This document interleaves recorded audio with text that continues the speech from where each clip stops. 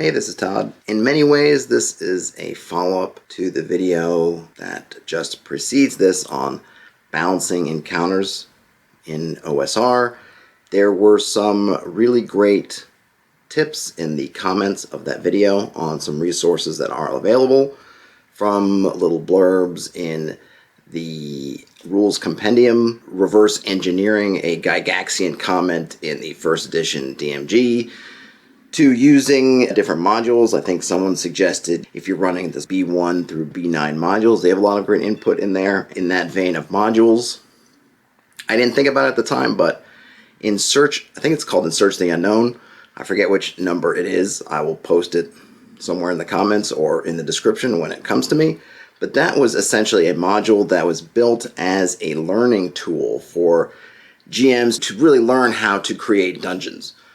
They put in some guidance upon what they would say is appropriate encounters. I think you'll find that in a lot of OSR sources, they're not talking strictly about balance of, okay, we're going to have this party level, this monster level, like this. They're going to talk about what's appropriate. Some might say fair. As I mentioned in the video, those aspects are very different than what you might look at as fair or balanced from a 5e perspective, but they will give you some hints. Another thing that came up in a couple of comments, OSR, where you don't balance. You don't balance at all, that's the trick.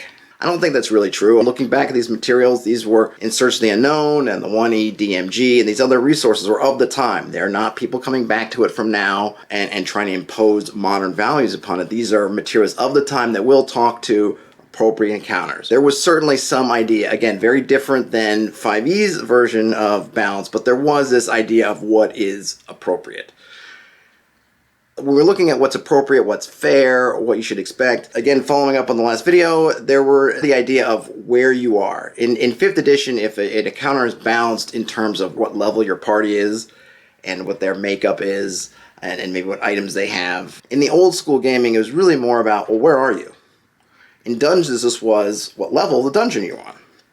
And as I spoke about in the other video, the dungeon level is a rough equivalent of your party level. This was something that was known. It was certainly something that was telegraphed. If you're looking at the random random monster tables, they definitely get harder the further down you go. In some of the tricks and some sneaky traps, some of those were specifically designed to throw off the party as to which level they were on. The reason why this is important, other than just the geography and mapping of the location, is that what level you're on becomes a really important thing to know when you're trying to look at what kind of monsters you're going to meet.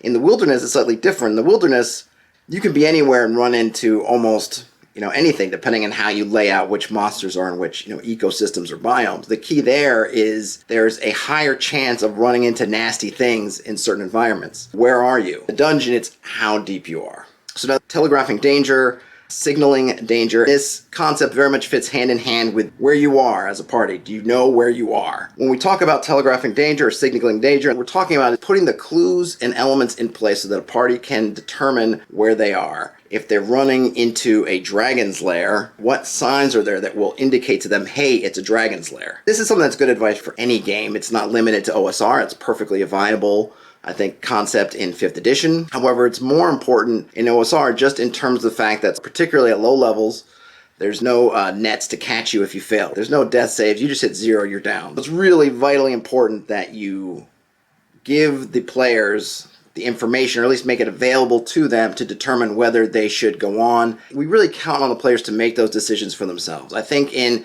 5th edition, people approach encounters with this idea of it's something that should be conquerable. We should be able to win. OSR doesn't have that. It's something you really have to get your players out of their heads. A few years ago, there were some good articles on combat as war in OSR versus combat as sport in the modern games, and that certainly ties into this idea. If we're going to really put in our players' hands their responsibility of look at what you want to fight, determine whether you want to fight it, if you can fight it, if you can do something else, and then make an intelligent decision over how to approach, if we approach at all, do we leave, then you really have to give them at least the opportunity to get the intel, to get the information that they need to make those choices. As a GM, one of the main ways we do that is putting things in the environment and crafting the environment so that they know, or they can at least find out, they have opportunity to figure out what is in front of them. One of my favorite movies, Dragon Slayer, the area around where the dragon's lair is extremely well defined. From the steam vents to the earth just being blackened and nothing there. The post where they have the manacles for where they put the sacrifices. There may be some skeletons there, and the whole place just looks desolate. Everything about it oozes there's something really nasty here. So if you enter that area, you may not know, oh, it's a dragon, but you know it's something bad, and you could probably put two and two together. It does a really good job of telegraphing. You're coming near this place and all this stuff's going on, you see all these motifs, all these clues, you decide to keep going, then it's on you. If it's just, oh, it's woods and there are birds chirping and everything's happy, suddenly dragon's lair, boom, your players are going to feel like that's really unfair because they had no way of knowing a dragon was there. Err on the side of being obvious. I know a lot of times GMs will get caught up in trying to be really slick. I'm going to put just a little hint there and just a really tough hint there, and because you know everything, it's going to seem really clear in your head. Oh yeah, but if I put this little thing over here and I put this little thing over here, of course they're going to connect the dots together and dots are going to spell dragon. It's not going to work like that. Nothing's going to seem nearly that obvious to your players. So err on the side of being obvious, obvious, obvious. If you look at it from the dragon's perspective, how do you communicate to the people around you, stay away from here? Either A, you put it somewhere remote, which you might do anyway, and then B, you're going to put as much signs and things saying, keep out, danger, stay away, leave me alone, or you're going to die.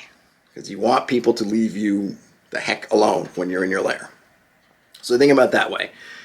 And this same logic would apply to really any kind of creatures, intelligent or otherwise. They're going to mark out their lair. A lot of these are mythological or there's made-up creatures, so you can imagine what they might do. Does say an owlbear, does it release pheromones or mark up its territory in some way? Or how do you imagine it might do that? Does it scratch up a lot of trees? Are there like bits of the feathers around, stool, obviously tracks? What kind of odors come up? How might an owlbear communicate to other owlbears and other creatures that, hey, this is my area, leave me alone?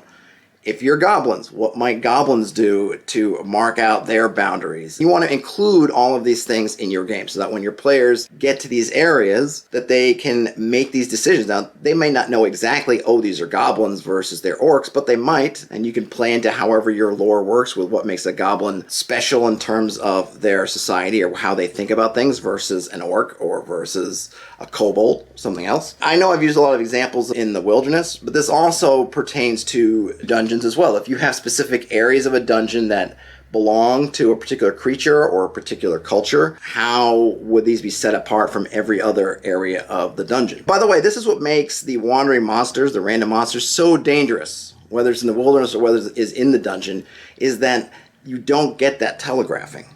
They're just going to show up. Now, they might show up and they're 100 feet away, or they might show up and they're 10 feet away, wherever they are, but you can't prep for it, and they can show up at any time.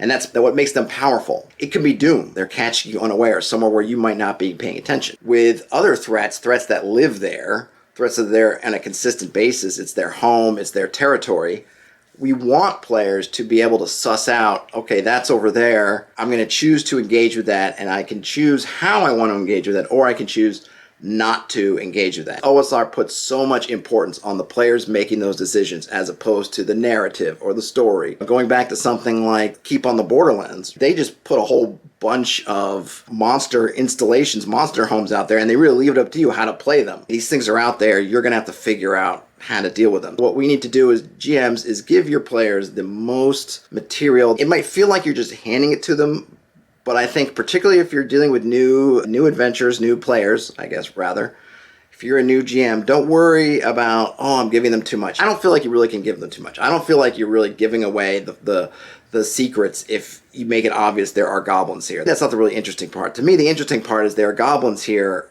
How do you want to deal with them? As opposed to you don't know anything and you just run into things. You want to foster the players being thoughtful with their actions. That clever play that I talk about a lot. You need to foster that. You want players to be thinking about that, and they have to have the space to think about it. If everything ends up playing out like a random encounter where the monsters just drop in on you, you're just going to lead to initiative. 9 out of 10 times. People are just going to feel like, even if it's not true, well, they're only 10 feet away. It's too late for talking. They're right here. We have to fight. Help them out. They're going to feel like they have more options. when they can understand the lay of the land and then make decisions based on that. Just to wrap up, remember that really balancing an OSR is a matter of where you are. How are players going to know where they are? They need to get those hints and those signposts and those signals from you, the GM. So make sure that you are signaling the danger. It doesn't have to be exact, but you want it to be clear. Don't not be obvious because you feel like it's too obvious. Whatever you think is obvious is going to not feel that way to the players, so feel free to be as obvious as you want. Give them the space, give them the time, and then play out the consequences of their actions once they've had a chance to really make those kind of intelligent decisions. It takes the heat off of you because they'll have ownership, and then you can just have fun playing out the consequences. Thanks for watching. As usual, as always, if you like these, give it a thumbs up. Hit subscribe if you haven't subscribed. I appreciate it. It helps me out a lot. We've got that little bell icon if you want to be notified right away. But have a great rest of your day. Game on. I'll talk to you later.